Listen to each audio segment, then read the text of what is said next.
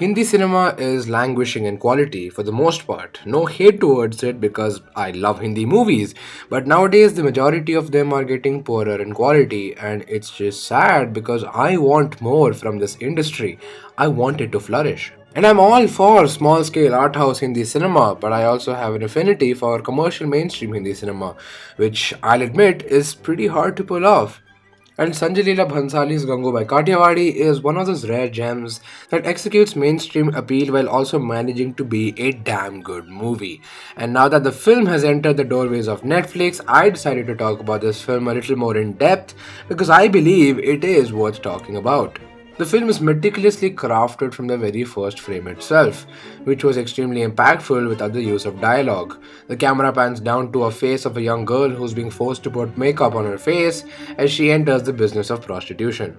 At first, we think that this is our protagonist Gangubai as a child, but turns out that she isn't.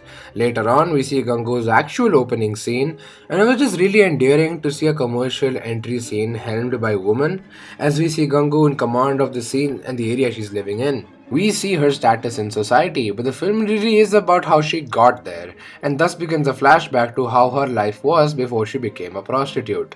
When Gangu initially enters the brothel where she's going to work in the future, Bhansali creates a sense of dread and suspense, as Gangu is in an unfamiliar place, which is why she is shown to us from a god's eye view, where she's small and feels misplaced. Subjective filmmaking is utilized to put us inside Gangu's head and allow us as an audience to feel what she is feeling alone, lost, confused, and terrified.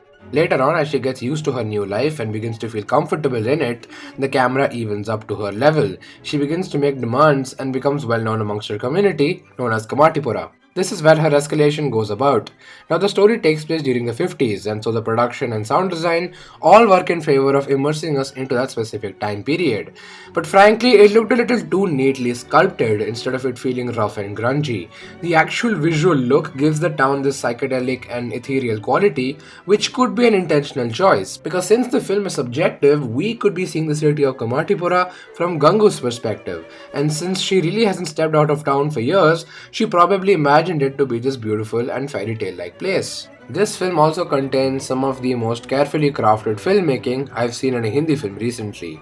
Bhansali is not only a visionary but a master of the medium and the tone that he's aiming to achieve. As Gangu gains power and respect over the course of the film, the camera is fixated on her. The shots and camera movements are meticulously framed in such a way that it ensures that Gangu is the one in command of the scene. She is the one in absolute power, and it shows that to us not just through the use of great visual storytelling but also Alia Bhatt's performance. Look, I knew Alia was a good performer, but this film truly opened my eyes as to just how brilliant she can get. This is Alia's career best performance in my opinion from what I've seen of her as of now because the character of Gangubai is very interesting. She perfectly embodies her struggle and her ferocity. When Gangubai becomes self-righteous, Alia changes her body language and deepens her voice to portray dominance. But she can also be vulnerable when the time requires it. Plus, Alia can really deliver Bhansali's heavy-handed dialogues with utmost believability. This film celebrates womanhood and explores consent even in the business of prostitution. It becomes a commemoration of the strength that women possess individually as well as when they are united. Gangubai rises from her position and gains respect in the community, but she also acknowledges the other strong women that helped her reach where she really is. Bhansali has a lot of empathy for the women of Kamatipura, their ambitions and dreams, but also their internal and external struggles.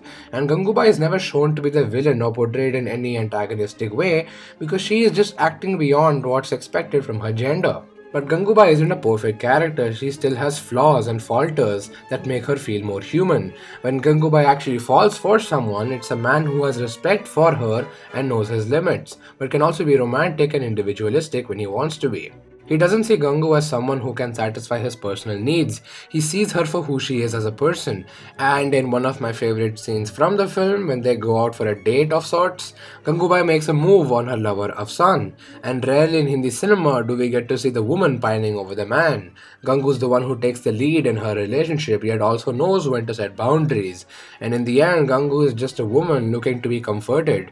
And this is all done in one take with no cuts. We learned so much about these two characters without any dialogue and without any cuts. This is a commercial movie, so it does have a very loud feel to it with many monologues that aren't at all realistic, but it works because that's the tone of the universe that Bhansali and team create. Plus, this is a commercial film with a clear vision. The lighting and color palette is creatively utilized. A lot of it feels intentional and planned. Bhansali and team are attempting to achieve a proper look and feel. Gangu's ascent is also accompanied by her hand in politics, where her antagonist is Razia Bai, played by Vijay Raz, who poses as this terrifying force of nature to be reckoned with. It really feels like Gangubai is in a tough spot to defeat her considering her power. The men Gangu gravitates towards are men who stand with her and her beliefs, unlike the other men in the film who use their masculinity in order to portray dominance over the opposite gender to do whatever they want.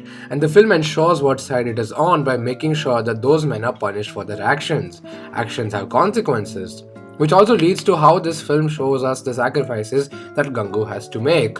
Because of her newfound power and social responsibility, she has to let go of her lover, and it's a tough pill to swallow because the film has spent enough time to make us care about their relationship.